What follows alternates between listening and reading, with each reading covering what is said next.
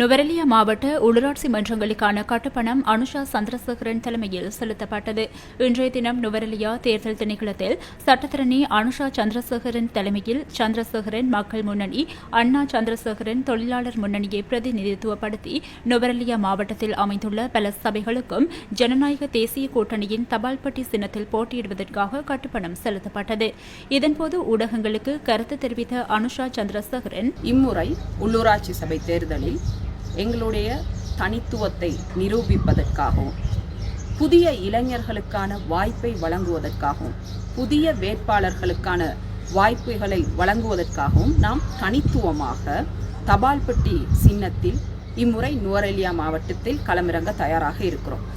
உள்ளூராட்சி சபைகளாக நகர சபைகளிலும் இன்னும் பிரதேச சபைகளிலும் எங்களுடைய வேட்பாளர்கள், அதுவும் பலம் வாய்ந்த வேட்பாளர்கள், புதிய வேட்பாளர்கள் களமிறங்க தயாராக இருக்கிறார்கள்.